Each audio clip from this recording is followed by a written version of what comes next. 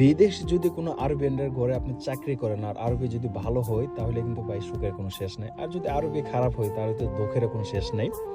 তো কেন বললাম কথা, যাই হোক, আমার একটা দোস্তর বাসায় তার ম্যাডামে করে আসতে কাজ ছিল আর কি। সে আমার দোস্ত ফোন দিয়েছে যে ছাদের উপরে একটা পাইপ ফেটে গেছে, এটা এসে ঠিক করার জন্য। তো আসলাম, একটু কিছু পিপের পাইপ, যেটা এগুলো আসলে মানে রোদ্রে একেবারে খারাপ হয়ে গেছে, খারাপ, এটা কিন্তু লিক হয়ে গেছে।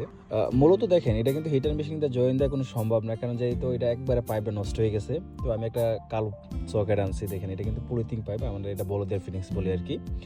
তো এই সকেটটা লাগালে কিন্তু আপনার কোনো জয়েন্ট মানে হিট দিতে হয় না আর কি। তো হিট ছাড়া কিন্তু দেখেন আমি যে কালো যে সকেটটা আছে সেটা আমি কানেকশন করে দিছি, পাইনও চালু করে দিছি, আলহামদুলিল্লাহ আমাদের কোনো লিকেজ নেই। মূলত দেখেন এই পাইপগুলো যখন টেম্পার চলে যায়, এগুলো যখন আপনি হিট দিতে যাবেন তখন আরও খারাপ হয়ে যায়।